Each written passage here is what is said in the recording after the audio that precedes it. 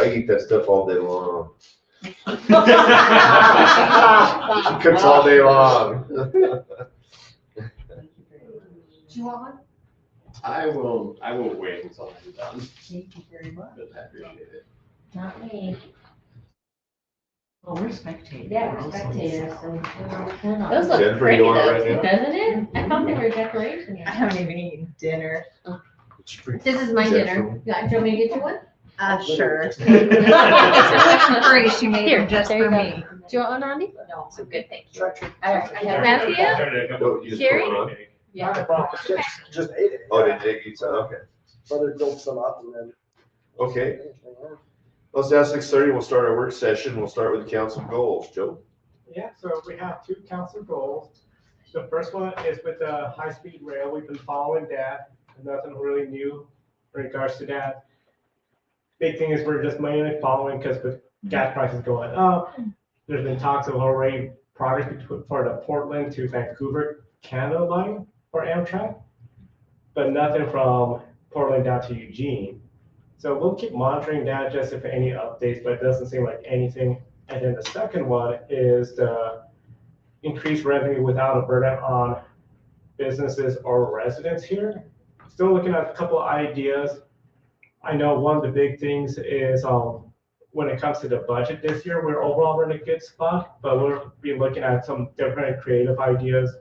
Like last week, I was at the Oregon City County Manager Association, where there was again the software person for short-term rentals, so Airbnbs, VRBO, making sure they pay their city municipal taxes for transit tourist lodging, but we still don't have any here in the city limits yet. There's one outside the city limits, but we can't do anything about that yet. But that's the only 2 set items I have for the work session, and then of course we have the TSP presentation today. So. Okay. Without further ado, Russ, the floor is yours. Do you want me to stay down here? Want me to Well, you go? can do whatever you want to do. Maybe I come up so I can at least see what I'm looking at. I mean, I have it in front of me, but. You want to take a seat right here? You can Sure. go to Trina will be here Trina for the shows up, meeting. I can move. And we got extra chairs here. And I can so move if you need it. we put extra chairs for the planning commission, so when they deliberate, they come up and deliberate. So, good afternoon, good evening. It's good to see everyone here again.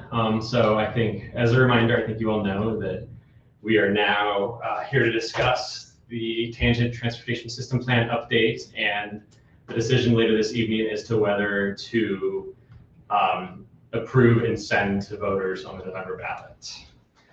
Next slide, Joe.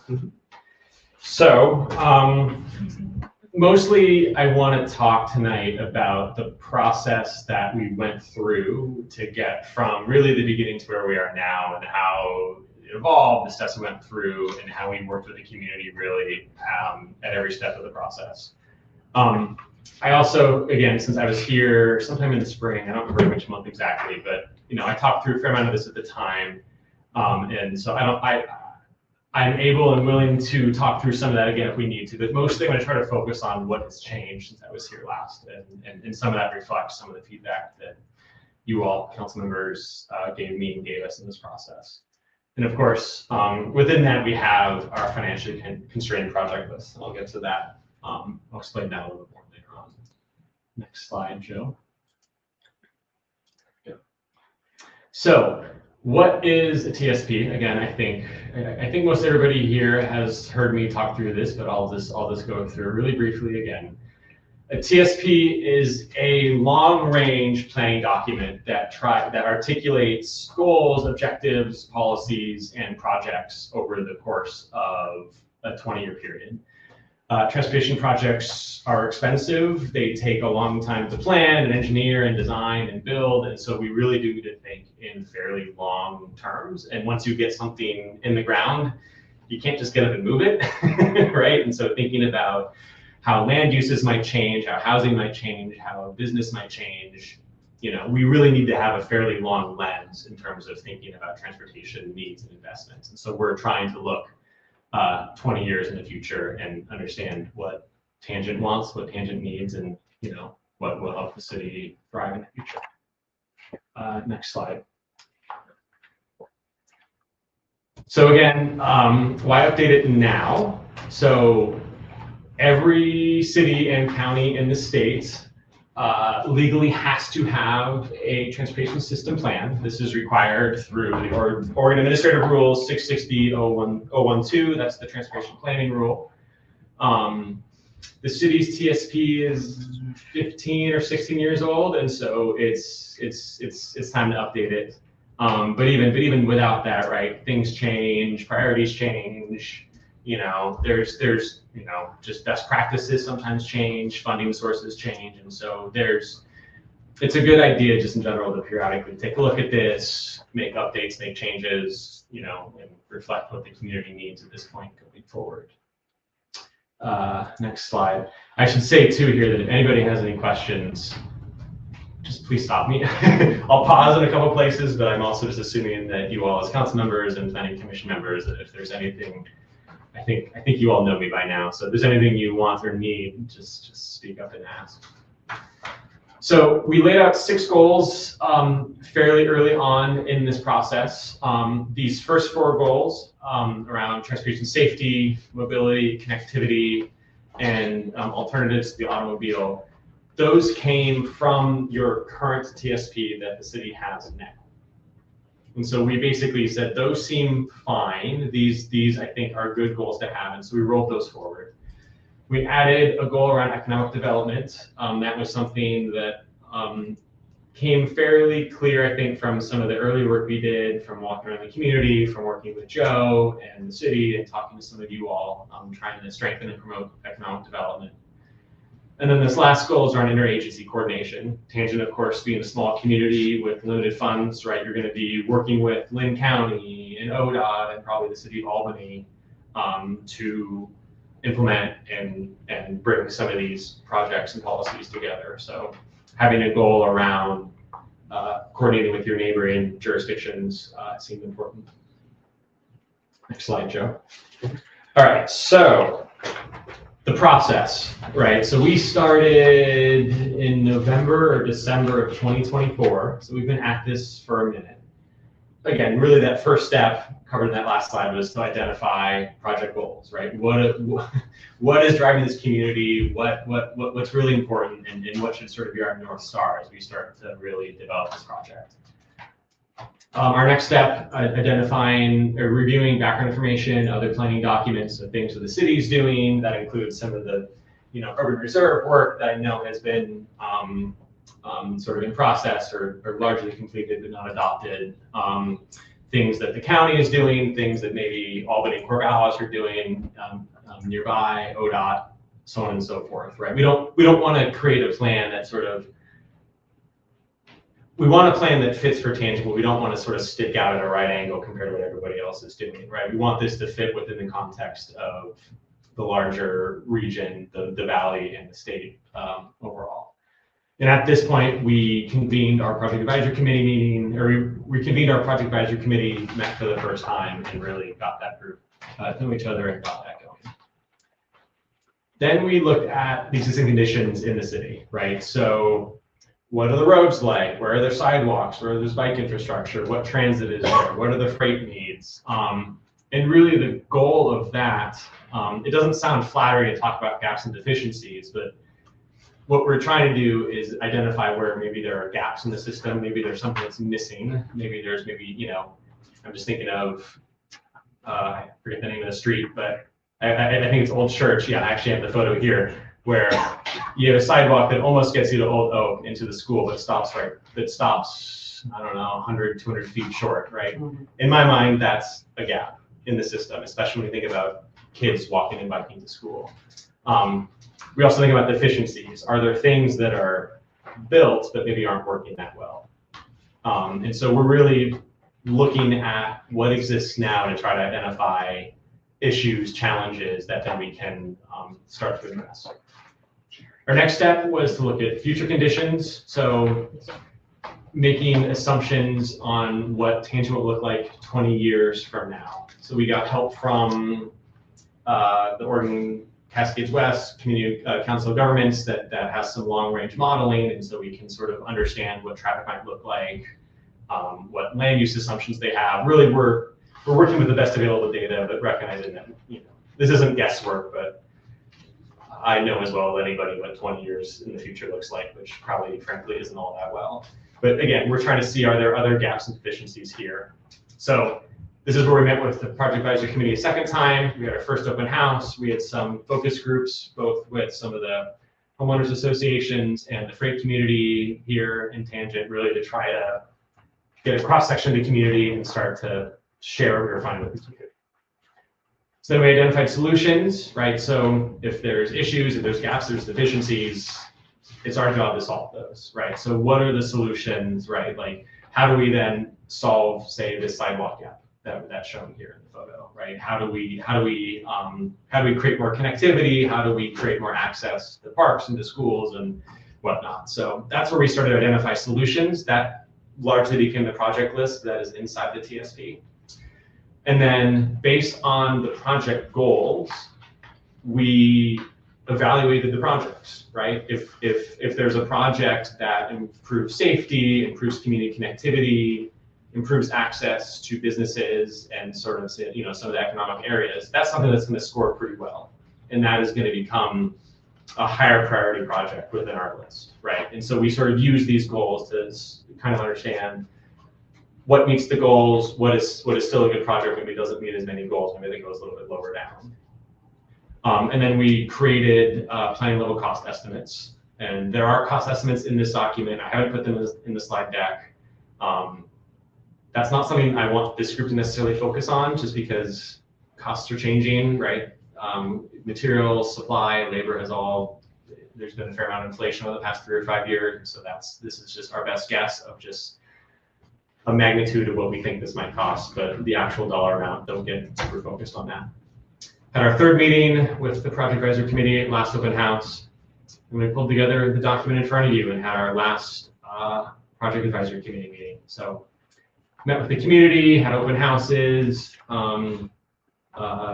focus groups, met with this group 2 or 3 occasions, met with the Planning Commission, mostly through the Advisory Committee. So, and this final step is sending it to voters.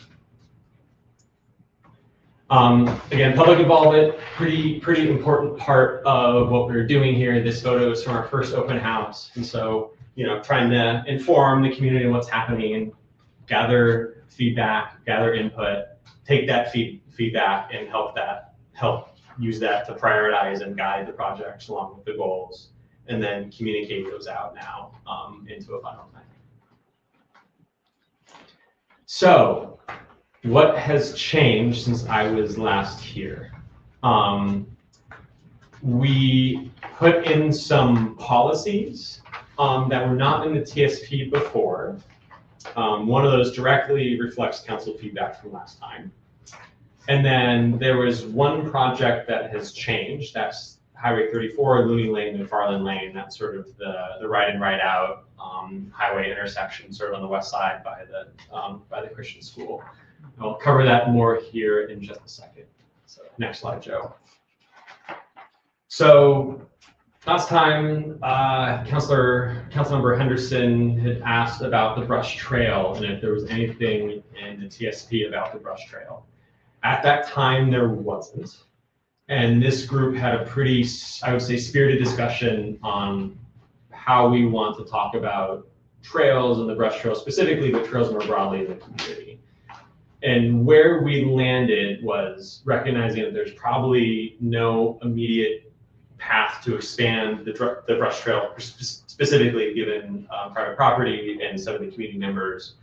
I don't want to say opposition, but I think desire to not have a trail running on the back of their property. And so we still felt, I think this group still felt it was important to talk about trails in a broader term. Again, this is a 20-year plan. It sort of is providing sort of a long-term vision for the community. So we're talking about trails more as a policy here to encourage future trail connections where that's feasible. That's not committing the city to any specific alignment for the brush trail or anything else that comes up, but recognizing that as opportunities arise, this is something that council has said is important. And I think just in talking to the community and to the advisory committee, I think that's come through there as well. So This allows the city to pursue opportunities as they arise, if there's changes in property ownership, if there's land subdivisions, if the urban growth boundary expands, right? These are hypothetical situations, but also possible as well. Joe, I'll have you go to the next slide. So the second one is about business access. This is largely being driven by our ODOT contact, David Helton, who I think some of you maybe met. His concern, specifically when we think about Highway 99, is that there are some businesses, including Dixie Creek, that have open frontage onto the highway. And ODOT, as just a matter of safety and operations, is not really fond of that. But Tangent, especially that part of 99, the distance between the edge of the road and the businesses is pretty narrow, right? So if you were to say close open frontage, have one or two driveway accesses, you probably don't have room for a car to drive through and have parking.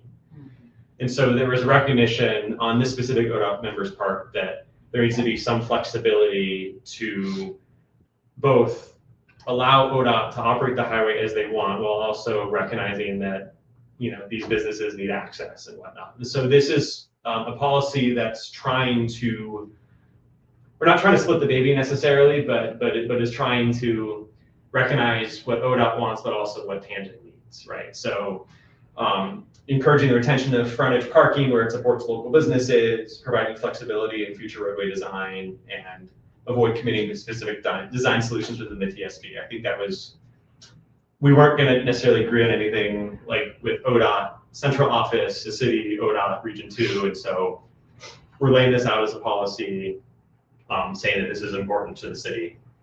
In the photo here, of course, is Kim's Cafe. So I think this also applies to cross sections and streets off of the ODOT system, but it was primarily driven by ODOT concerns on 99E right there.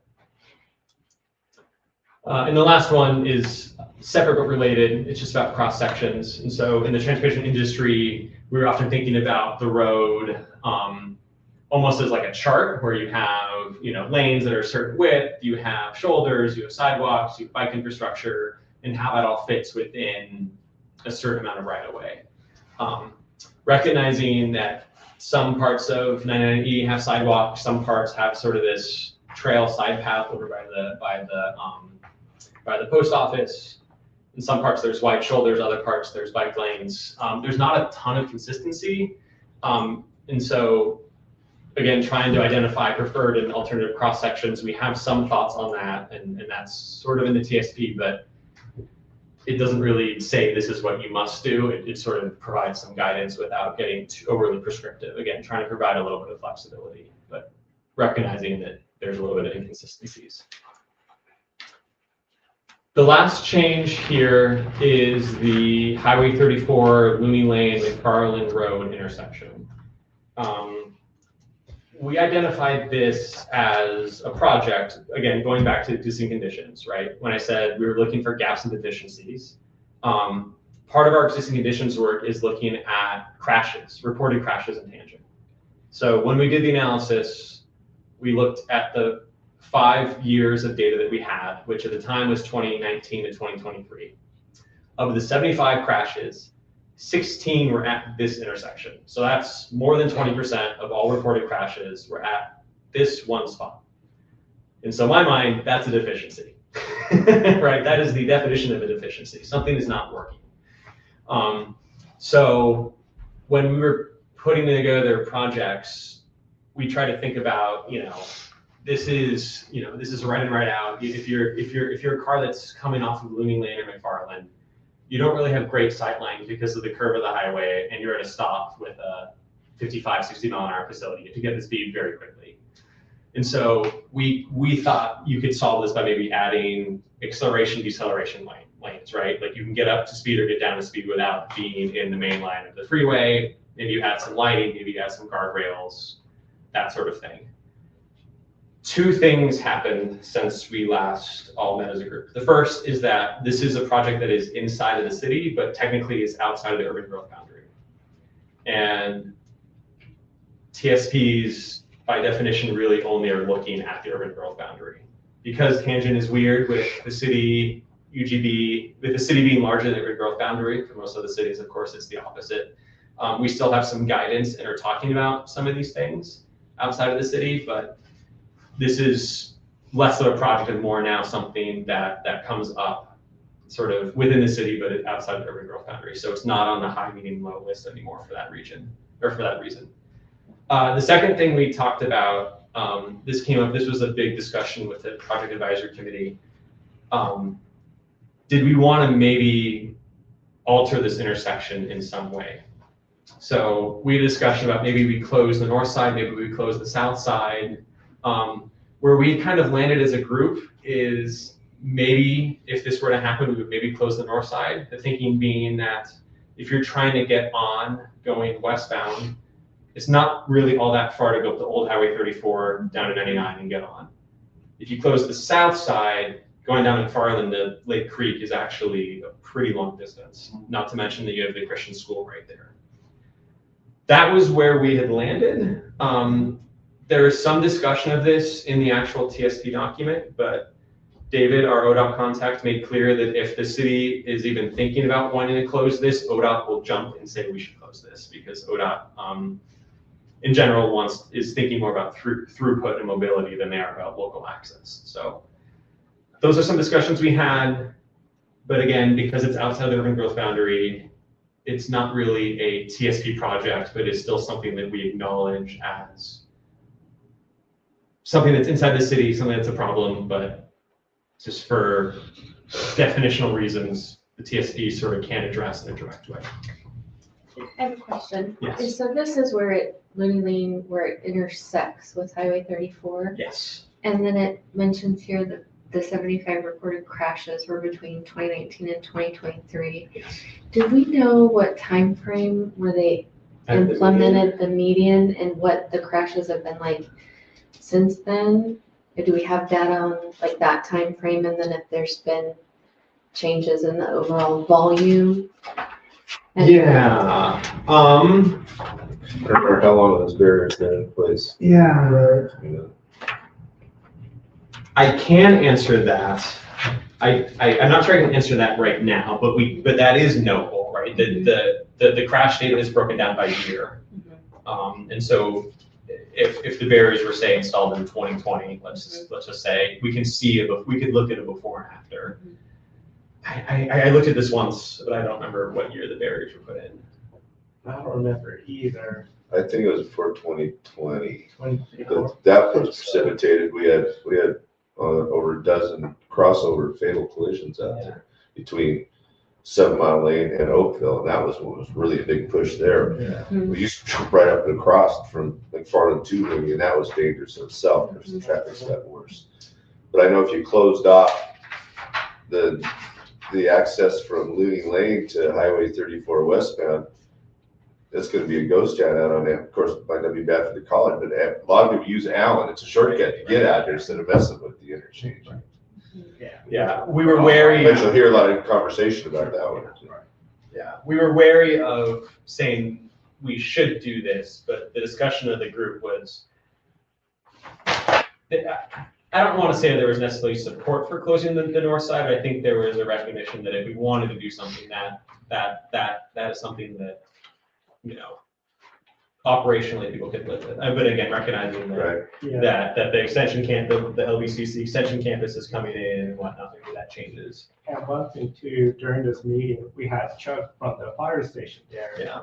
And he had mentioned they don't use that, so that was something we got, the fire station's feedback was making sure if this was an option, would that be a Yeah, what would be our deal? So, So when I was last here, I think this was a low priority project.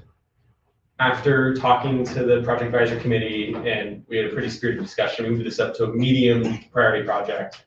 And then after that, we were like, oh, actually, because this is outside the urban growth boundary, it doesn't really fall in that high, medium, low. So it's still in the TSP, again, but it's categorized in a different way. But it was, there was a lot of discussion about this, which in my mind is a sign I might need to move. This might be a sign that we should potentially be thinking about this intersection more broadly, especially with the crashes. And yeah, sorry, so to answer your question, I don't know exactly when the barrier was added, but I do know that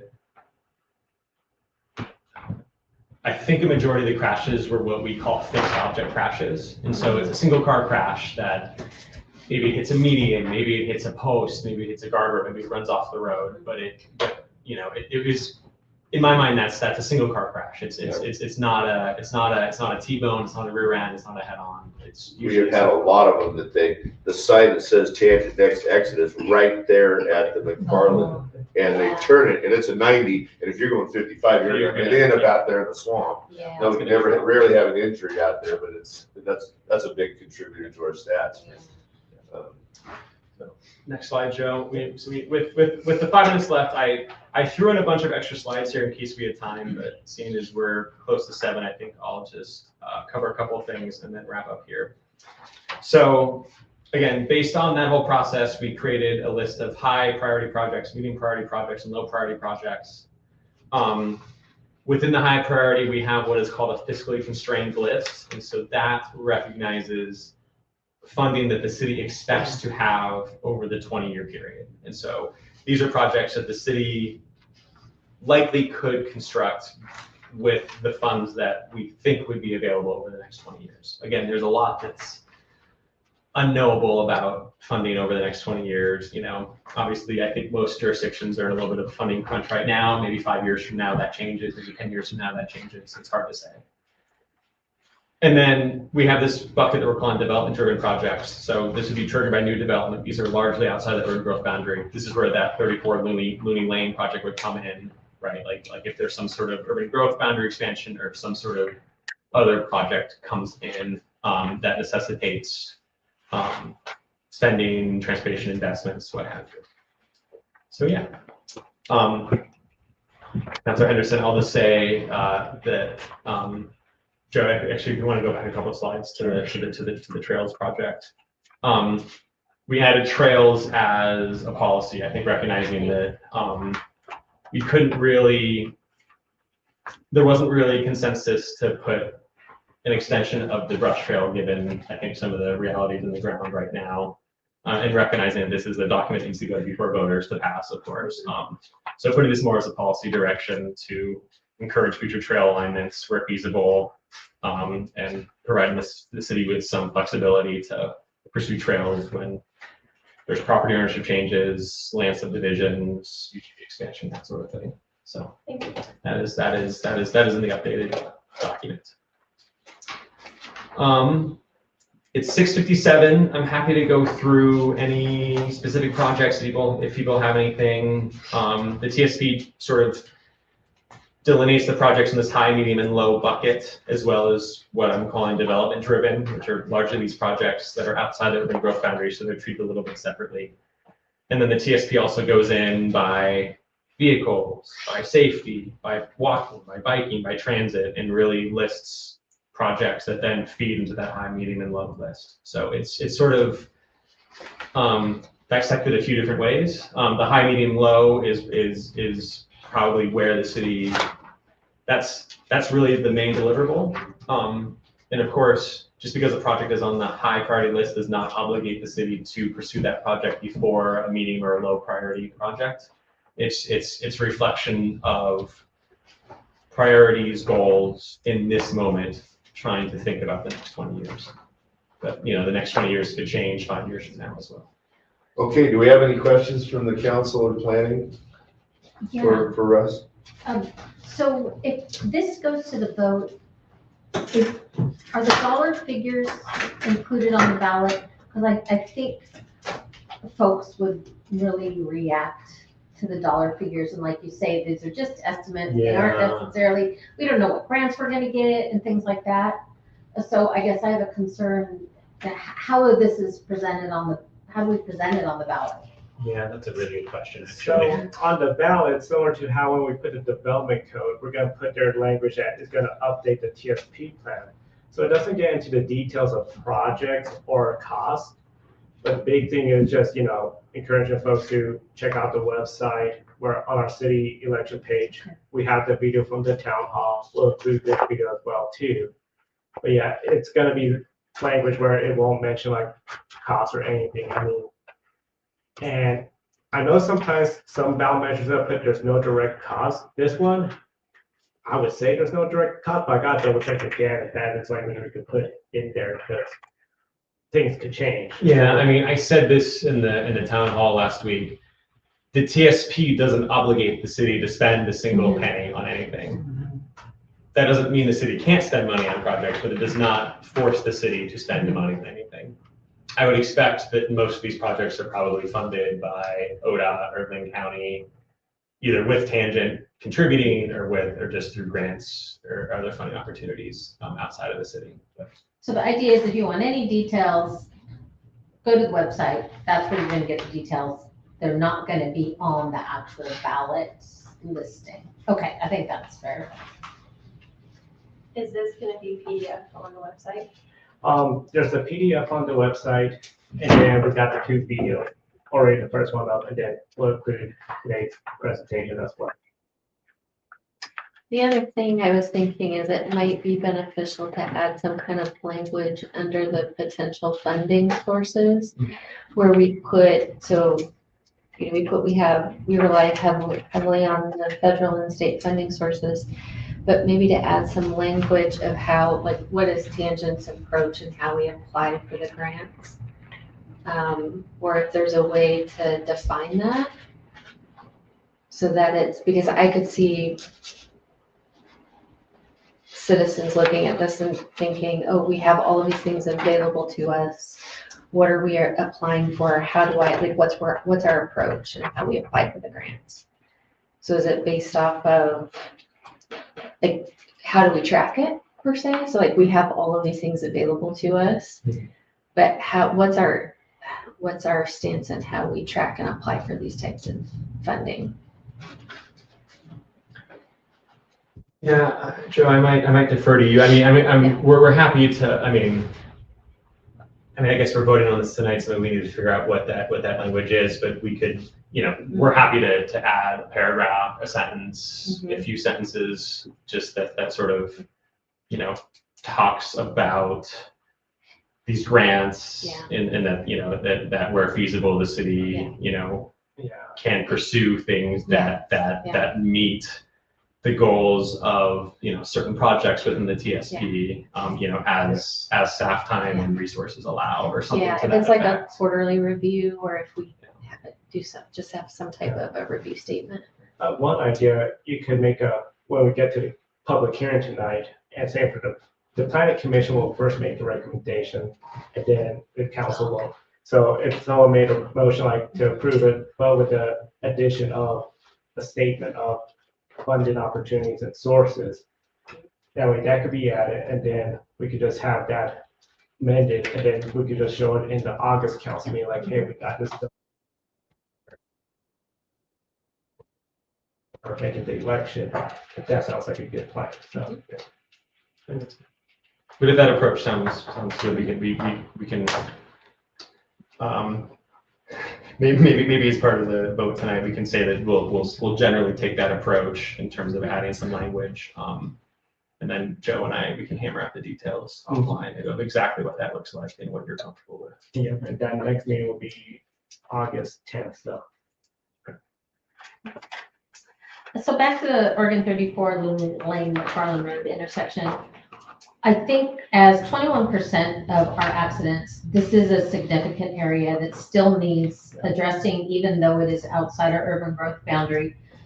I'm concerned that if we don't address it and get it on the ballot, we are fairly constrained on some things when they're not on the ballot, just because of our rules here in Tangent. So I'm wondering if there is a way that it can just be addended, that will be looked at. Again, whether it's closed or partially closed or something like that, but 21% is pretty high, and that doesn't even account for all the near misses that happen in there. And if we were to extend the acceleration, deceleration lanes, there's a lot of expense there compared to closing, which is next to no expense with ODOT. So I do think it needs to be addressed earlier rather than later. So what happens if it doesn't get into this vote? Does that mean our hands are tied?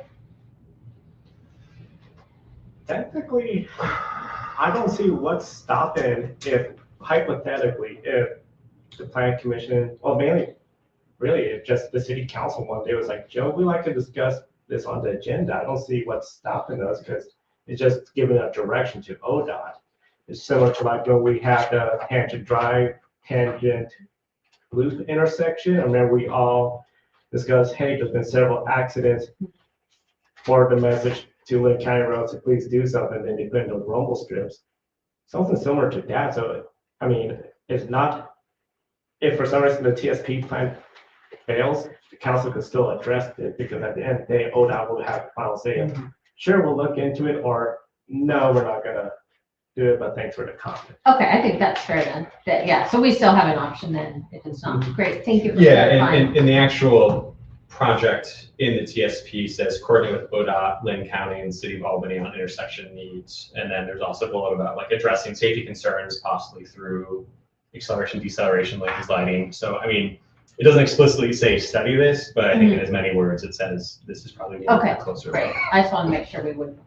call And as the waiting for timeline another of a lot of election. these projects, I think if quote, muddy the water, commit ourselves to putting in these, and they say, hey, we were gonna build you a clover leaf out there, but don't need to do it now, you wanted, so that's real hypothetical. But anyway, then we might be locked into what we'd already talked about tonight, it might still be 5 years plus down the road, and that's the way the projects usually go anyway. But definitely concerns. Yeah, because I have a number of times I've gone on 34 from 99 up that ramp, and I could see them coming on moving lane, and they don't stop. Nope. They just come right out front, they don't stop. And we've had a few go right through and hit the barrier too. Okay. Don't go left or right. Right in, look up There's your and, fixed object crash. yeah, fixed object crash. Thank you. All right, well, thank you, Russ. Oh, do you have something? I do. So would that be, I'm trying to process what you're saying, because I know we have the high priority, medium, and then low. Should we have an actual number? Like this is top priority of things that we need to look at versus just, no? No, because your priorities could change over time. You might have missed that. He said that we could take a number of one priority and put it at the top of our list. Oh, Yeah. sorry. Yeah. No, I mean, You just missed that. no, I mean, the high, medium, low again it is, we're trying to do the work for you, but that doesn't obligate you to say that everything on this list then needs to follow that. I suspect that things that are, closer to the downtown or closer to the school probably naturally be a higher priority just regardless. But you're welcome to change those priorities now or in the future. I think it depends on what money's available at the time. One project might be doable, where another one isn't.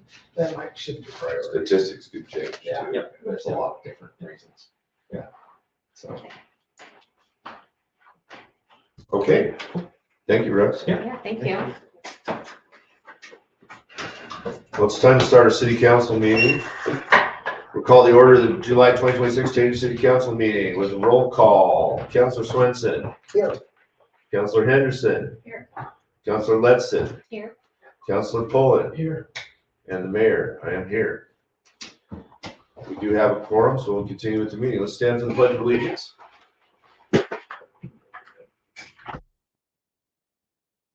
I pledge allegiance to the flag of the United States of America and to the republic for which it stands, one nation under God, indivisible, with liberty and justice for all.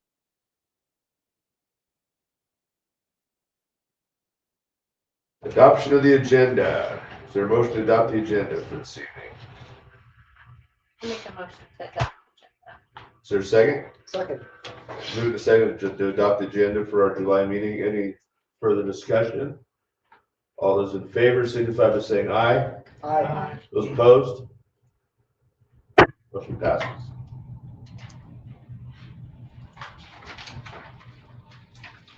Citizen comments. And read the rules here real quick. As per ORS 9.010, all public meetings allow the public to attend but not participate. Says City of Tangent invites citizens to submit public comments. The council may not engage in discussion or ask questions during public comments. Public comments are limited to 3 minutes per person. A person may be ruled out of order for using defamation, imminent lawless action, fighting words, inciting violence, or threatening the safety and well-being of anyone. Are there any public comments for the council in person? Are there any public comments, with anyone wishing to submit public comments online? Nobody online. Okay. Done there. Consent agenda. Is there a motion to approve the consent agenda?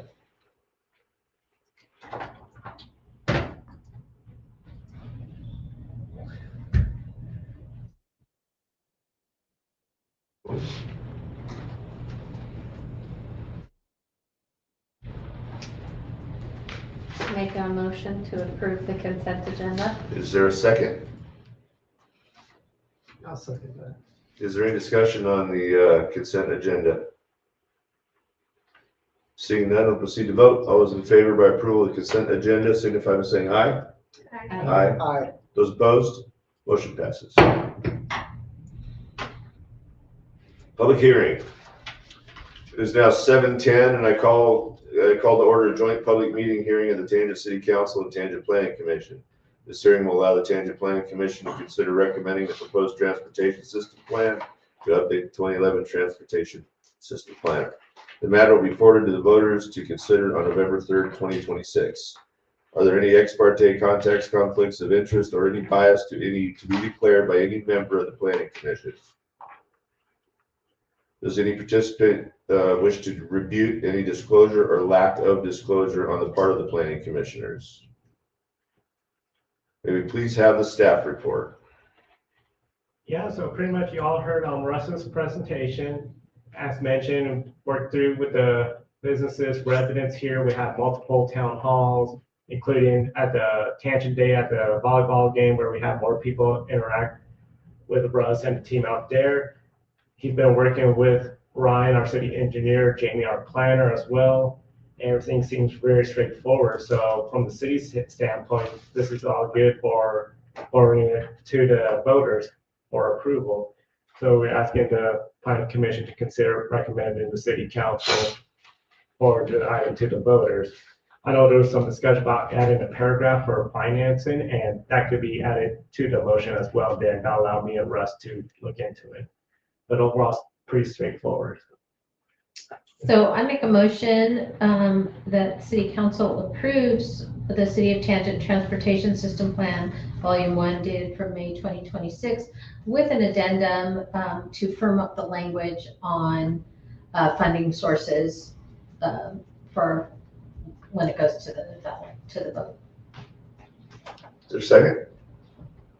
I'll second that motion. It's been moved and seconded. Any discussion? Seeing no discussion, we'll proceed to vote. All those in favor of the motion at hand signify by saying aye. Aye. It's It's just the planning commission. Excuse me. Oh, That's your deal. Of course I have That's your deal. This is just, That's Russ. I, Those opposed? Do they have to have a quorum? Yeah, they have. They have, you have a quorum. You already did it. Okay. Motion passes. Nice work.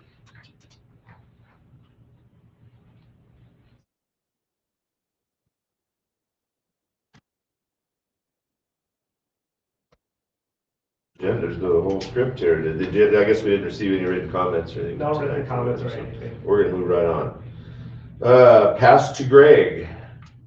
Well, they sort of finished their part. You're done anyway. Yeah. You had the addendum, so. Let me go right on down, pass to Lowell. I'm back. I'm back. I think Don's gone. No problem. Do we have any deliberations? We voted on it. We're done with that whole thing. Well, now you guys gotta vote on it. Oh, do we have any deliberation? Get me confused here. Too many things. I thought the plan looked great. Okay. Do we have a motion to approve? I'll make a motion to approve the TSP based on planning commission's recommendation. Is there a second? I second. Get it? Is there any other discussion? Seeing none, we'll proceed to vote. All those in favor signify by saying aye. Aye. Those opposed? Motion passes.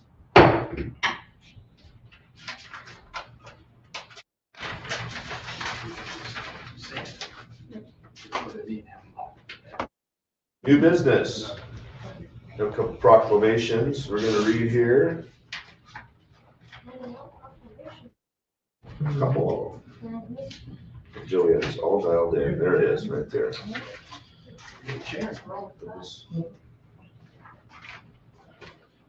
It's kind of a, sad on a sad occasion. This proclamation by the mayor of Tangent, myself, a proclamation regarding the passing of city manager John Walsh of the city of St. Helens. Be it known that the city council of the city of Tangent does hereby issue this solemn proclamation expressing our deepest sympathies and heartfelt condolences. Whereas John Walsh served with distinction as city manager for the city of St. Helens, bringing dedication, integrity, and compassionate leadership to his role, and whereas Mr. Walsh's tragic passing on June 13, 2026 has left an irreplaceable void in the St. Helens community and among colleagues throughout the region, and whereas he will be remembered fondly for his unwavering mentorship, his friendly and approachable demeanor, and his steadfast dedication to excellence in city management. And whereas the city of Tangent joins numerous municipalities across the state of Oregon and are extending our deepest sympathies to Mr. Walsh's family, friends, colleagues, and the entire community of the city of St. Helens. Now, therefore, be it resolved that the city of Tangent hereby joins with fellow Oregon communities in mourning the loss of Mr. John Walsh and honors the lasting impact of his public service. Given under my hand and the seal of the city of Tangent, this day, 13th of July, 2026.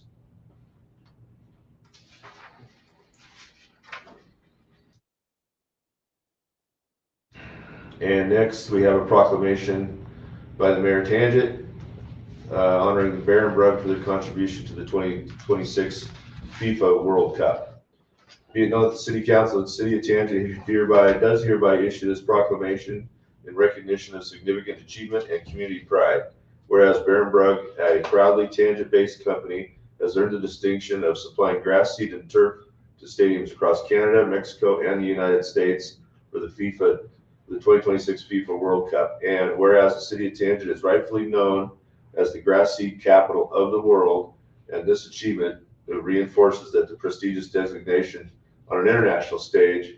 And whereas the 2026 FIFA World Cup represents a historical global tournament that will be viewed by millions of spectators worldwide, making the quality and reliability of playing surfaces essential to the success of this event. And whereas Baron Brugg's selection demonstrates the exceptional quality of our local industry and showcases Tangent's contributions to the international sporting excellence. And whereas the city of Tangent takes great pride in having business based within our community, entrusted with such a significant responsibility for this landmark global event.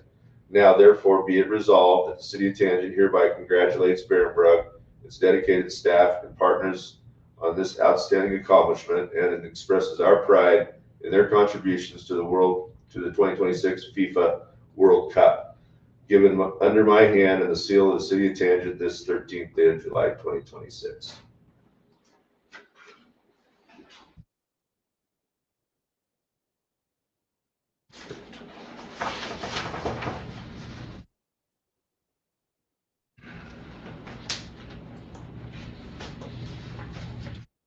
Payment plan administrative fee. Joe, do you have anything to say about that? Yeah, so this one, as you all may remember, we had a resident here, they got demolition permit for an old structure. They tore it down, but they tore down the control unit for that septic system. By our laws, they were gonna be on the hook for covering the expenses, but they asked for a payment plan because the costs were over $4,000. So we said for 6 months, they could do a $700 per month payment plan. However, one of the things is when it comes to a payment plan, with our old system, AccuFund, we still have to every month generate an invoice. We still have to every month, go through a lot of the expenses of billing, stamps, mail, all that. So one idea that was proposed was the idea of a flat administrative fee for anybody entering a payment plan for such a cost. We recommend something like $30, but at the end, you'll call and make that determination because that'll help cover the cost of my time, Jennifer's time, as we go through the process of collecting payment. At the same time, we could use this fee a little bit as a deterrent to, okay, try to get it done faster because it'll be $30 per month along with whatever payment they agree on. This will take effect 30 days after passage, and it will take effect on anybody that needs to enter a payment plan following the 30 days. So it's not retroactive with a person that had destroyed the power unit, control unit or the septic system. But yeah, this is mainly to cover the additional cost when we enter a payment plan. Yes, because since with our stuff, we don't have automatic payment or electronic payment, it's still paper. Is there anything else you'd like to add, Jennifer, in regards to the administrative fee? I would add just that it's specific, not to like the billing, the monthly billing on your sewer system. It's only for exceptions like when something's broken and ripped out and they have to go on a payment plan. So it's very specific to that type of thing. So it won't affect anyone's payment plans that they have with their utility billing itself.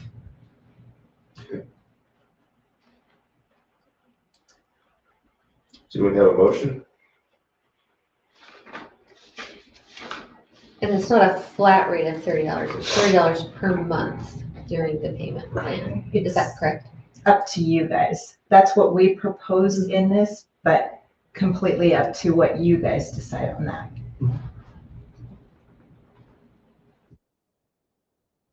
$3 a month sounds like a lot. So when's the discussion part of this? I guess right now. That's the question. Okay, so, I have questions about, so AccuFund is what we're currently using, but if we went online, then that would take the burden off of the staff, correct? I'm sorry, if we went to an online payment processing.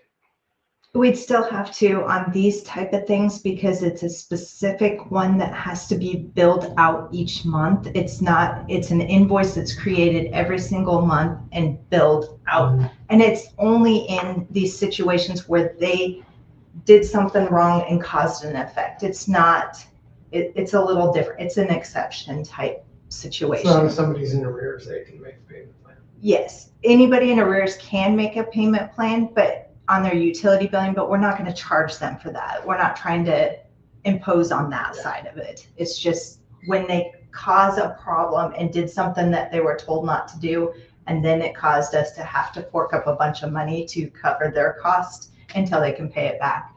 That's what this is for. Could there be a situation where if it was like a fee to the city, not necessarily something where they were at fault, but would this include like if they had fees for business related type expense that they asked for a payment plan? Is that something that we? Or like arrears is what would fall into that too, would it not? Like you're talking utility billing on a monthly sewer system, or No, what like if someone specifically? applies for business, like a, Building permit. thank you. Yeah, that's what I was. Oh, Or those types of things or other, I would say no, because of the fact that anything on those are usually covered in like your loans through the banks and stuff like that. So they shouldn't have that. If they're trying to upgrade their homes and stuff, it should be in those processes and the paperwork in that separately. So I would say anything that had to do with land use or any of that would not fall into that. We're talking about, say, somebody hit our building here and caused damage and we had to go fix it out of our pocket for the city that we didn't expect, unanticipated payment. And then we charge them. They can go on a payment plan, but we should charge them for the administrative services of whatever that looks like for you guys. Only, and this is extremely rare. We've never, I mean, I think this is the first one that's ever happened, this so is the it's not common. But I think in this situation, that's where we should recover some costs because they caused the problem, not us. Yeah. And we covered the cost to spare them yeah. and did a monthly plan to make things better for them. Yeah. So that's the Yeah. only time I'd see it. Yeah, If we never occur again, great, but and I understand, I think covering our costs and covering our bases, and if we have situations where we have administrative burden and I mean, we should be covering that, but at the same time, it's also setting a precedent. So if we have situations in the future where someone may not be at fault, or we end up putting them on a plan, and just kind of thinking that through, that we may have different types of situations in the future. And it almost feels like retaliation for that one person, you know what I mean? Like we're singling out one person because something happened. So what is, I guess, like the time and expense for the administrative burden? And is that $30 every month reasonable to administer that? So do we know what that looks like? So is it, We talked about it just for a little bit of the time that we took our salary and kind of figured how long it takes to do that and things like that, and keeping track of all that and the spreadsheets and all that stuff. And we made a wild guess of what it would look like, but we have no defined, I mean, that's up to you guys what you want to do. If you want to do a flat rate where it's a one-time fee to do something like that. But keep in mind, as this progresses, our salaries go up. And so we were trying to keep that in mind at that. And maybe we can have a COLA update on that, just based on, you know, how our services go now. I mean, it was just an idea we had, but you guys are welcome to adjust that. And it wasn't a retaliation for this person. It brought it to our eyes of, we've never had this happen before. Maybe we need to talk about this, and maybe we need to decide. And you guys can say no if you don't like the idea, and look at it later down the road. I mean, it's completely up to you. This is up to you guys. We just saw it as an opportunity to bring back some money back to the city in expenses of stuff that weren't our fault. and I understand the reasoning behind it. I think that makes sense to look at it from a business perspective of how much, the burden, what we're spending, what the cost is to do that. But I think it's also good to make sure that we're kind of on point with just understanding maybe having a better understanding of what is the real cost associated with processing it, so that we're not, it sounds reasonable too, but I guess I don't know exactly what all, it says that we're, kind of pulling money from utility account. And is there a way to like budget for that in advance? Well, that's the thing, is the unexpected cost of like, this was like 4,700. So rather than, okay, that being covered right away, essentially it's that cost, it's not getting covered right away. So it's sort of essentially everyone's sort of paying. It's similar to a collection rate. If you have 100% collection rate, everyone's paying their fair share. But if you get down to 80% collection rate, that's 20% of people not paying.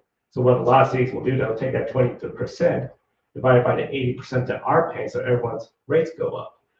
So in this way, it sort of makes it where it's like, okay, not only is it just something to cover a cost, but that's why I mentioned the idea of maybe something to just sort of try to encourage people pay it all off at once, because this was the person that got a demolition permit.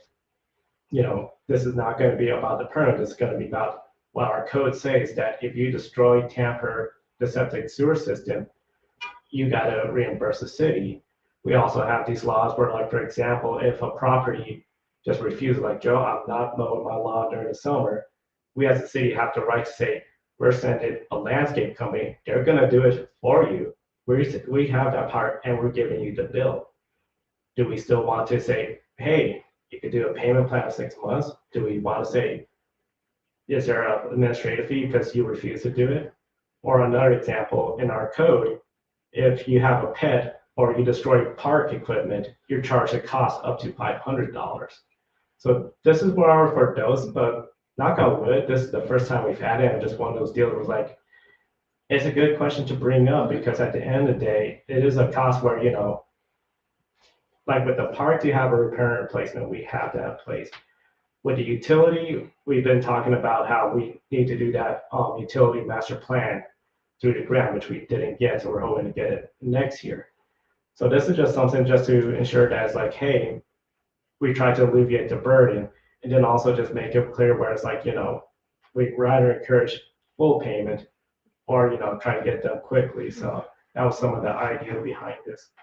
And another thing is anytime you have an NSF check, we charge $25. So we're already penalizing people for a mistake they made. So this is kind of falls under that same alignment, but it's just a little bit different because it's a monthly thing. And we can do a flat rate. We can do however you guys feel would be more appropriate. I think we lay ourselves out there too. If we let one guy get away with it, what's the next guy? That'll be his case, and we presidents the other way.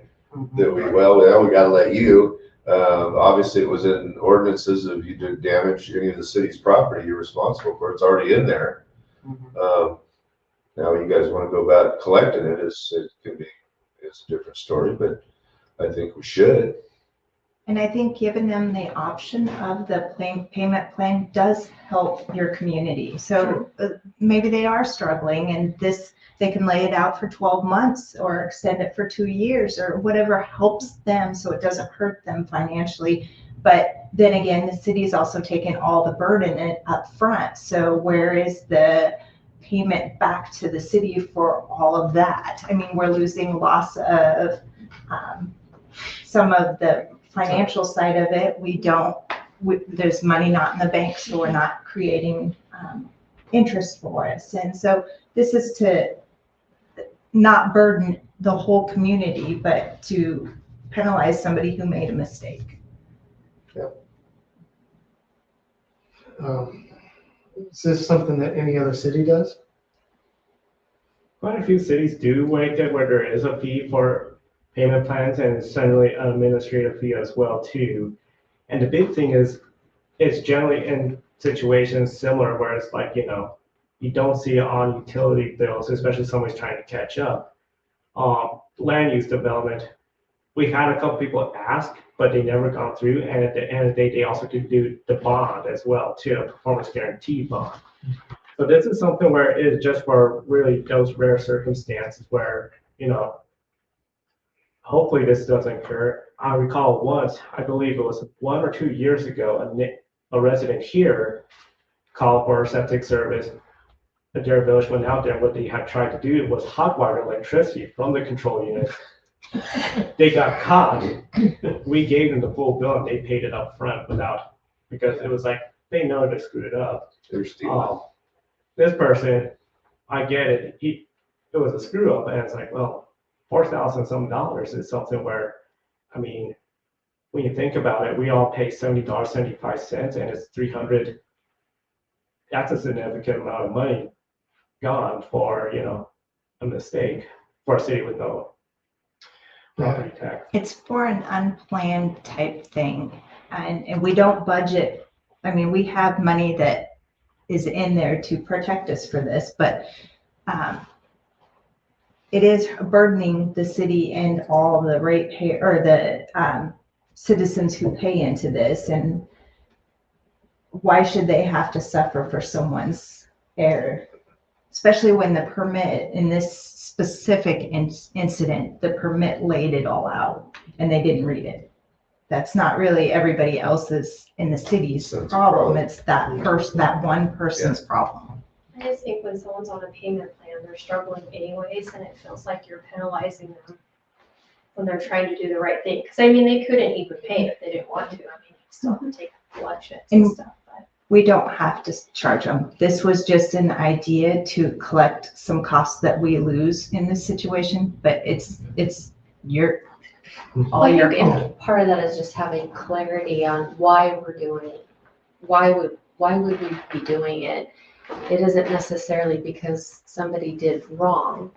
It's because there's going to be situations that sometimes we can't predict, with circumstances we can't predict. And so we're setting a precedent of how we handle it in the future because we have an administrative burden and we're making up that cost. And so I think that makes sense to me, saying, okay, if we don't have electronic payment option, there's a burden for processing. It's a business cost. We need to make up for that. We offer this as a plan. That makes sense.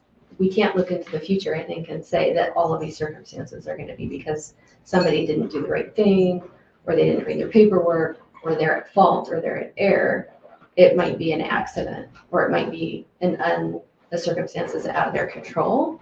So I think we have a reason for why, that's, I think, more of the reason behind it. But they signed a contract, that's all I'm saying out there, that we're all responsible for reading the fine print, or reading the whole thing, and knowing what you're responsible for. And we start doing that, we're setting the precedence the other way, that our contracts are null and void. It doesn't really matter. One of the big things is like, mistakes happen, and this was clearly a mistake on him of, tearing down this, I think it was a old shed or something, and there was a control unit, but at the end of the day, our code says, you tamper, you destroy, you have to pay it. Now, hypothetically, he could just say, you know what, I'm just not gonna pay it. We take him to court, and then it's really, you're forced, so this is still another option of, hey, we need the payment. You could do a payment plan, you could pay it full. If they just for some reason refuse, we'll see you in court. And What about a lien on the property, Joe? that could be another option too. So I mean, and with courts, of course, there's then our code says $500 ticket is the max we could do. So I mean, we're a city, we have that kind of authority to say, traditionally taxes not here, but other ways of we got to enforce our codes. So.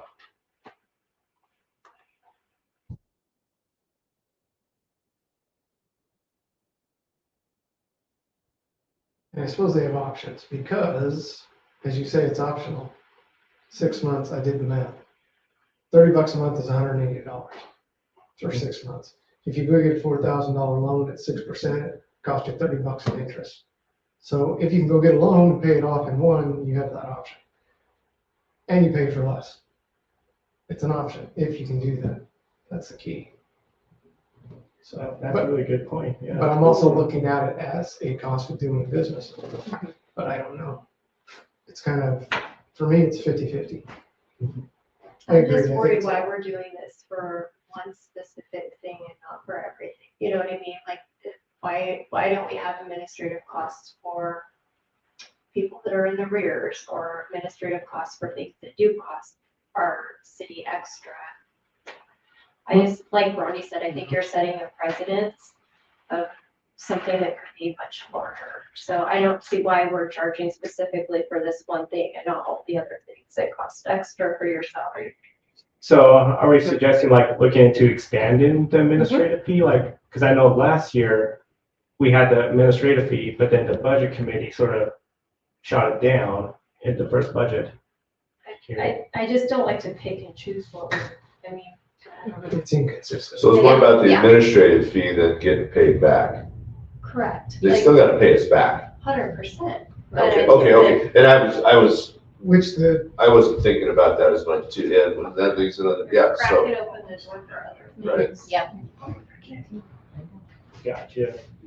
I mean, that's something, if you want, we could table this and then we'll look into it next month for just to get some more refinements. From what I'm understanding, just to make sure I'm getting it clear, look at having aware this administrative fees for like more stuff. So like, I don't know, not just if someone does like a code violation, but also something else like utilities or building permits or. Consistency, I think is.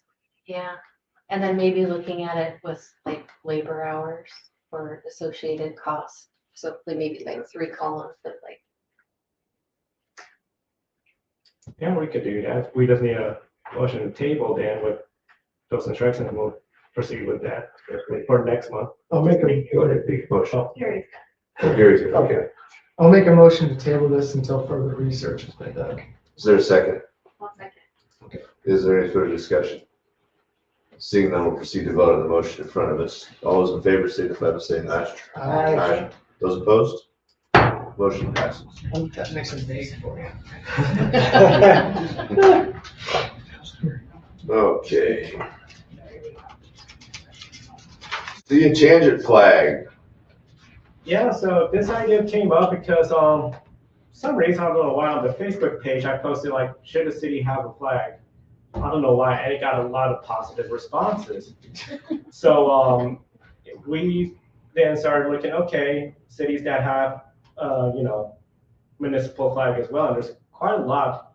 I'll pull it up on the slideshow there so everyone can see it.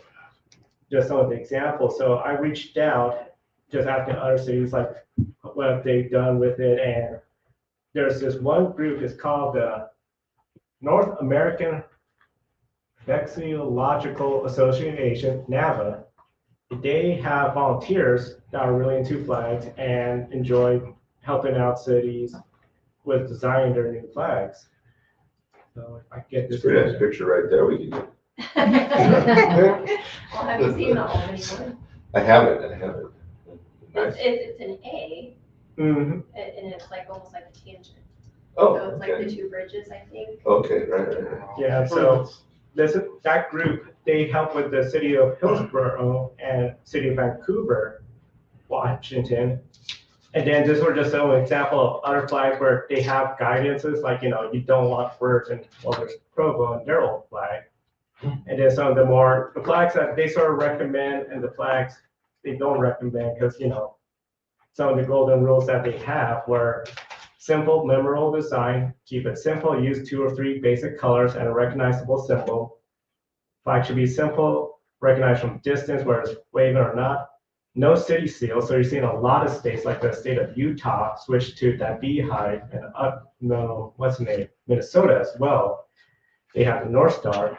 No words, be distinctive or relative, avoid duplicate or other flags, but use similar themes. So you mentioned about this is Salem, their new There's flag, somebody right there.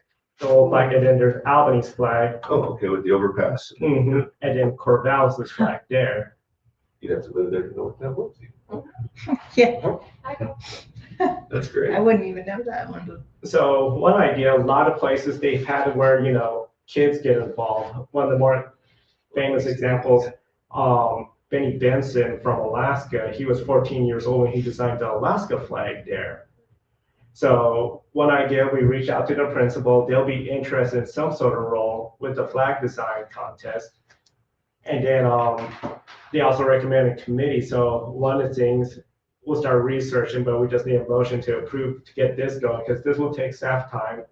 But some of the ideas was like, if we have a flag committee, they'll be, looking at 5 people. So I just put there some examples, like we can have somebody from the fire district, because they have a long history with the city of Tangent, a business owner located within the city of Tangent, local artists to be on a committee. I put Tangent Pioneer because I know we have a lot of residents that were here before we became a city. I think that'd be really great to have somebody like that, and then somebody from Tangent together, because they organize most of our events, as well as 2 liaisons, being the NAVA volunteer and potentially a city council member.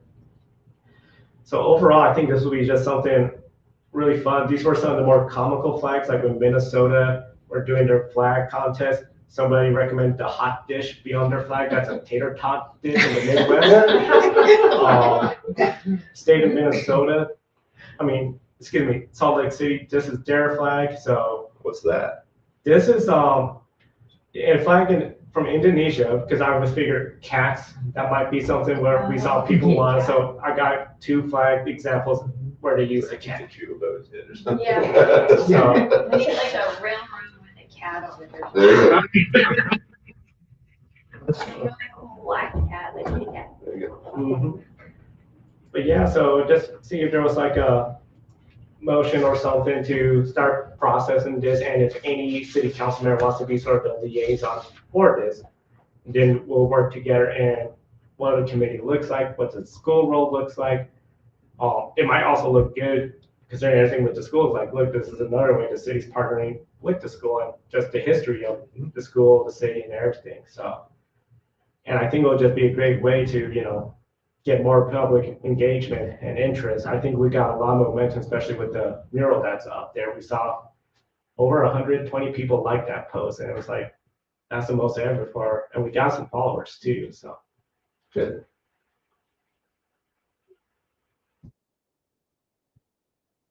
Yeah. I'll make a motion to move forward with the research for a Tangent Oregon flag. Is there a second? Second.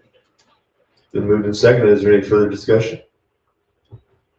Seeing none, proceed to vote. All those in favor on the motion in front of us, signify by saying aye.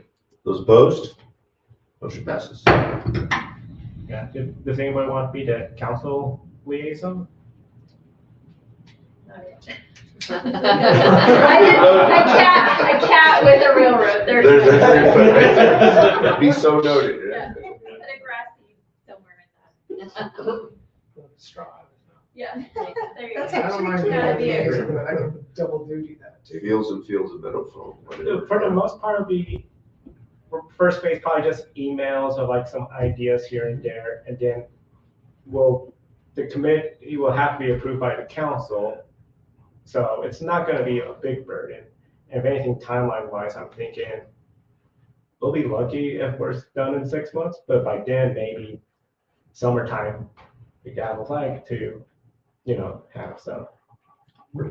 Okay. City recognized holidays. We had staff report. Yeah, so with this one, since we're now open Monday through Thursday, the day after Thanksgiving, we have that as one of our holidays, but it's like, well, we're already off on Fridays. So we don't really need the day after Thanksgiving.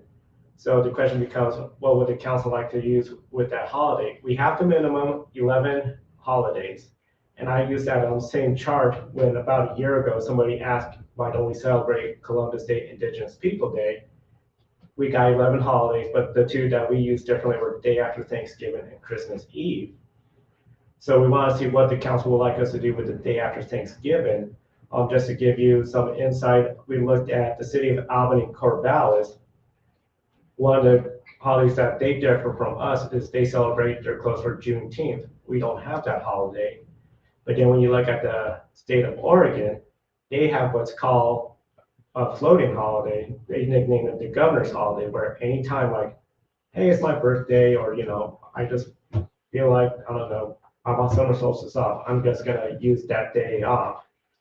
So we got the options of a floating holiday, or, if we want to move to Juneteenth, or even, there's the option of like Indigenous People Day, but really just want to see what the council, what they like us to do. How about a trendsetter thing? We'll do Super Bowl Monday.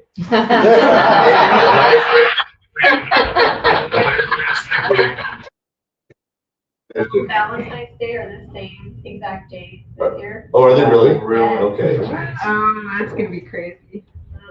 Terrible. It's on a Sunday too, then, is that what you're It's the saying? first time ever. Wow. Okay.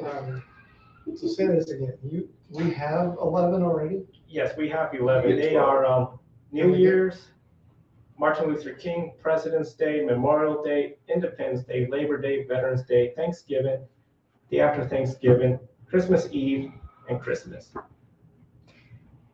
So my initial thought on that would be, it might be good to keep it designated as the day after Thanksgiving with some flexibility given our current schedule.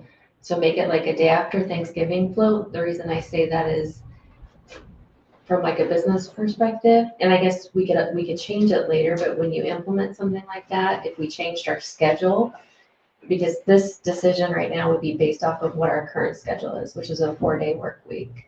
Mhm. But if we change that schedule and we move back for whatever So, reason, if something happened, Change it like, again. yeah, so like if we had to go back to like 5 days a week for some reason, or like every other Friday off, then we kind of set ourselves up by changing that holiday.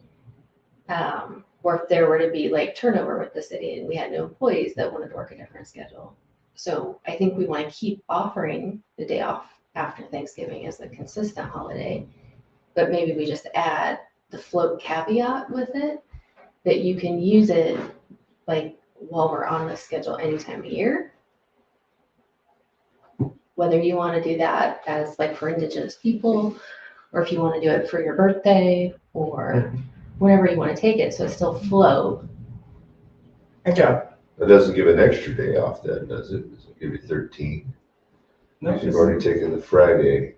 It would still be 11, right? It'll still be 11. Okay, It just, okay. what you're saying is by default, it's the day after Thanksgiving. However, we could use it anytime we want to, Because And of we'll how the just- schedule is. and we'll just make sure it's documented that So that way nobody, oh, you said now, then 6 months later, oh, I'm gonna. Well, or maybe we have like maybe if it is kept as Thanksgiving, it's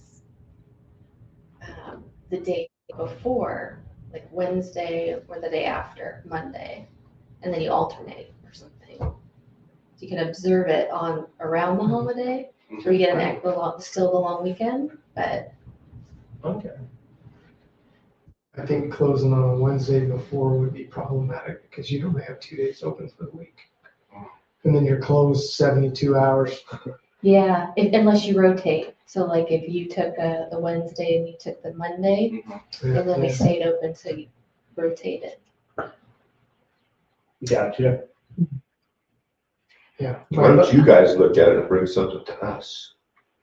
Because we're off anyway, Yeah. right? It doesn't affect the I was council. leaning towards Juneteenth because I feel like that's Well, that's one most too. people, yeah, it seems to be, And we're not making up our own holiday then. yeah. I That's mean, more It's like a federal holiday and just like really being close that Super day. Bowl yeah. day. I think we would just need something, if we had made it an alternate day, to revisit it, something that would remind us that that policy is what it is. If we were to come back and say for some reason, like you won the lottery and, you know, like someone else started and then we had changed that policy and what would remind us to go back to it. Yeah.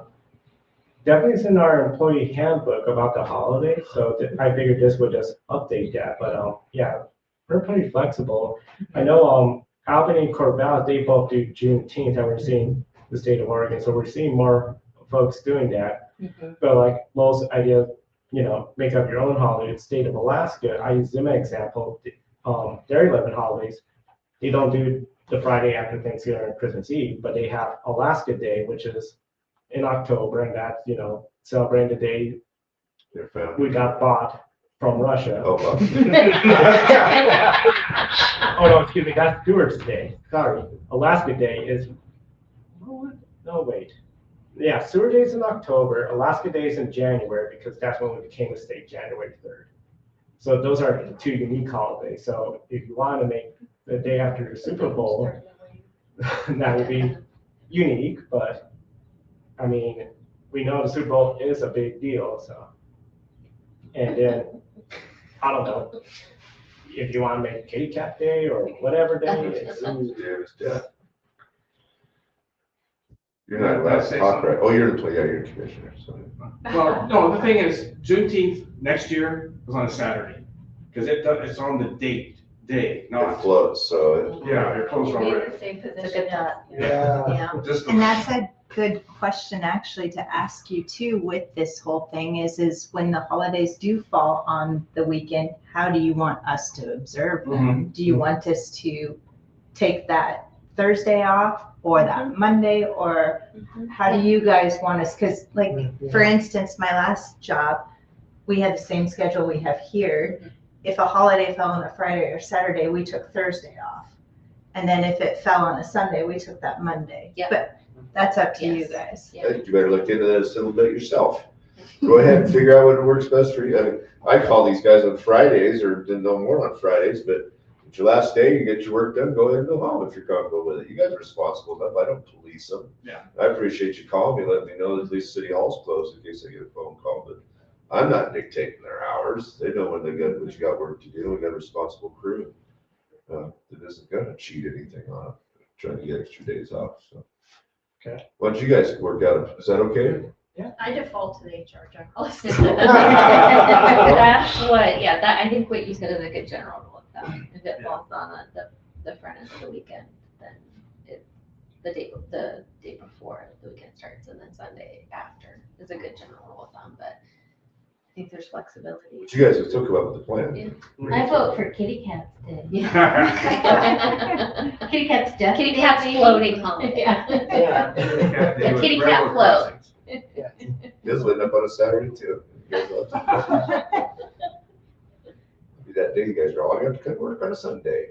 So, So are we moving forward with the float day? Instead of, I don't think we decided anything we wanted to. Well, I don't care. That's, you guys figured out. I The don't- great thing about a float is you can use it anytime. right, Mhm. it's just like an extra PTO day. Seems like the simplest thing to do. I agree. And like, make a motion for that or motion to the table for next month and get some options. Are you guys good with that? Are you guys good with that? A float day? I don't have a problem with it. It's whatever you guys decide. We couldn't decide on anything, so we were like, yeah. Let's do it. I'll make a motion to move the day after Thanksgiving to a float governor's holiday. Is there a second? I think we need to add to it for what Ronnie said. With the language on the, It falls on a Saturday. If we move back to oh, a 5-day work week. Yeah. Then we have to go back to the day after Thanksgiving. yeah, maybe there's a caveat in the policy language that for those on that way, if for some, there's like a That's unforeseen reason that if you want to change your schedule and you end up on a 5-day work week, or if we hire an employee on a 5-day work week, maybe we just add additional language that says the float converts to the day after Thanksgiving to observe it. But then, I guess I thought we had to solve the it. reality is that if that happened, then the other employee might feel like I didn't, they don't have the benefit of using the float holiday whenever they want. I'm So, under and the the- other employees do, so. I'm under the understanding that we are on 4/10 no matter what, because you guys voted on that. Am I misunderstanding? We that? did, and we approved it, but that doesn't mean that someone's schedule couldn't change based off of their need. So like if something happened with Joe and he couldn't work 10-hour days, let's just say someone had a medical condition and I can't work a full 10-hour shift anymore, or I'm restricted to 8-hour days, so I have to change my work schedule. So I think there's a lot of reasons that, or some people may not want to work 10-hour shifts. So There could always be special circumstances. Yeah. to have the flexibility, I guess. Well, we have a motion on the floor right now. Was this ever seconded? I don't think it was. It wasn't. Okay, well, we just start over. We were editing Would it. you like, well, we can't, if we second it, we can't ask for more discussion. We have to make it, vote on it, and then make an amendment, and vote on it. So just keep that in mind, everybody. So would you like to rephrase the motion? Would you like to hand it over for Rodney for clarification? Or would you like to table it till next month? I mean, I think I got it. I'd like to make a motion to approve transitioning the after Thanksgiving holiday to a float holiday for employees to use at their discretion, And, with a caveat in the policy that states if the city converts back to a 5-day work week, they can change the float holiday back at their discretion. that makes sense. Why? Well, I'm thinking it may still be good if everyone has the benefit of a float to use it as a float. We should give that benefit to everyone, or it might be viewed as like. But if it's a float, it could be used on the day after Thanksgiving, or you Exactly. work after Yeah. it. So everywhere I've worked, that was always a float Yes. day. So you could use it anywhere or the day after Thanksgiving. So I'm not We sure want you to need keep this, the this is copy. council discussion, just to let you know, so. Okay. You guys need a little help. No, we're not supposed to have help, so Well, that's in the rules, so thank you. Yeah, but if they would have otherwise worked, yeah, well, maybe we don't need to have. Yeah, that's what I. Okay. If you want to use it the day after Thanksgiving because you work 5 days a week, then Right. use it.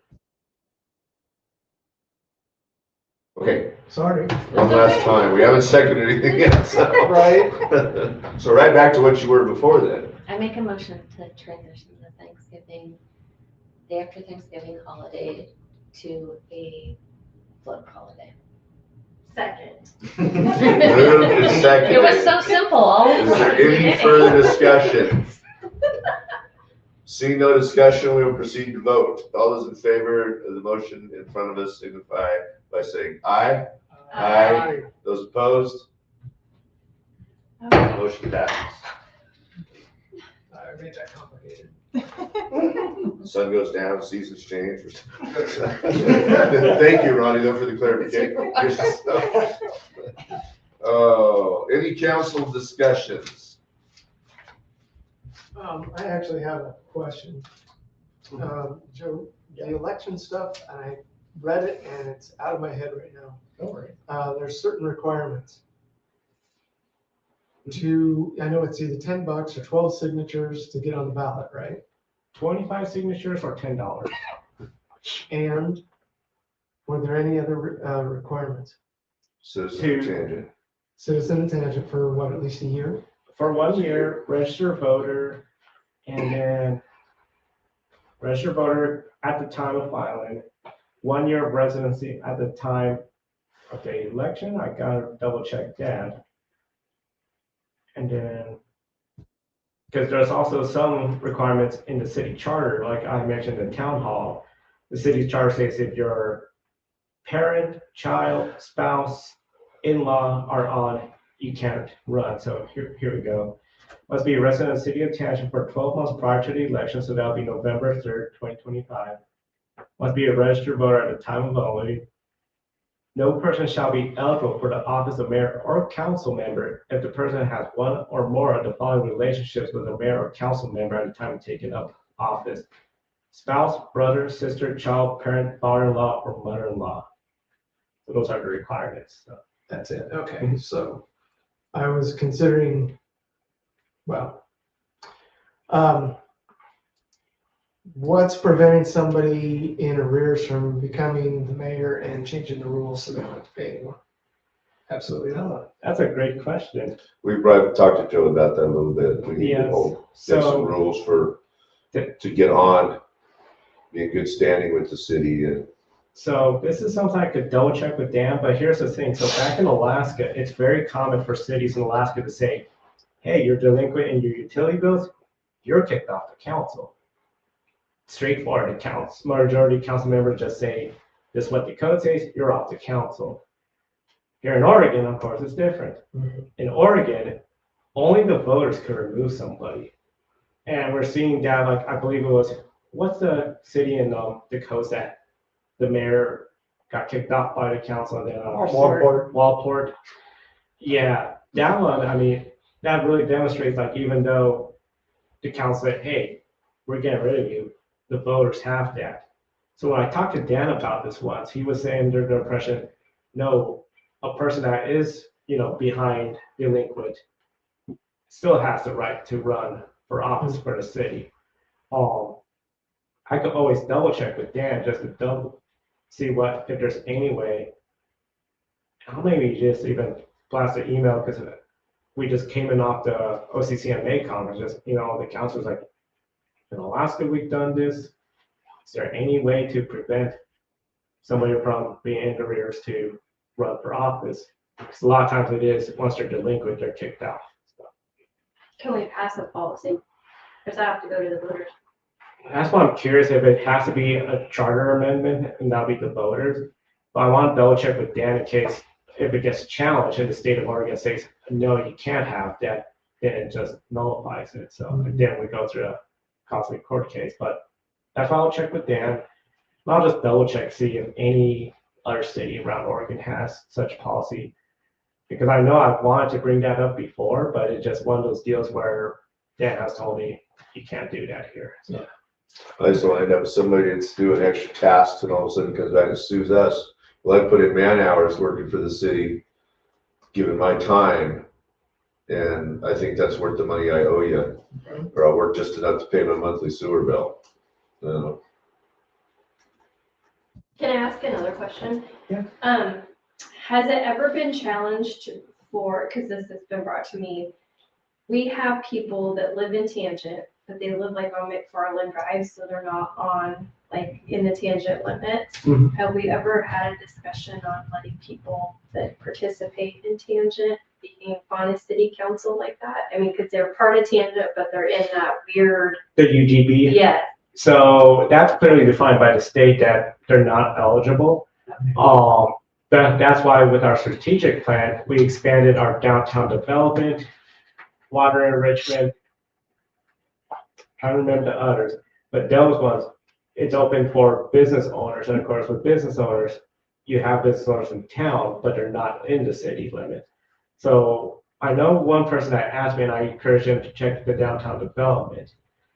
And also too, with the UGB people, they still, like, for example, the budget committee, while they may not be in the committee, we did the open house last year, so they could still come to the open house. Here's my ideas. And honestly, that's something where if, for example, let's just say in Salem, I don't live in Salem, I live in Turner. Oh, we have an open house. Anybody from the public come share their ideas or just tell the mayor their ideas. We can always do that. So it just, yeah, for the city council, it's very strict that you have to be in the city limits. One time in Alaska, Cold Bay is a small town of 80 people. They were struggling to get city councilors. So the mayor and the remaining council members asked me, could we have an agreement that King Cove City Council, full city council, because they had a fish processing plant, could they be our city council? And the people voted in favor of it. I didn't know the answer, so I went to the state attorney and they said, no, it has to be in your city limits. So But that excludes our committees though. exclude those committees, the certain committees Okay. that were recognized by our Just the council and the mayor. Just schedule Oh, it. like council, positions. mayor, planning commission too. Okay. Because there was that one time, there was one planning commissioner we found out moved out of town, and then we said, okay, once you finish your term, you're done, but then he moved back in town. I was like, okay. I got it now. And our park and tree board budget too, so. That's a tough one to fill anyway, isn't it? Okay, all right. Any is that enough for the council, any discussion? Any closing citizens comments? Still the same rules apply? Adjourn. Thank you, everyone. Thank you. Since I think about it. So I said no earlier, I didn't sound so hard.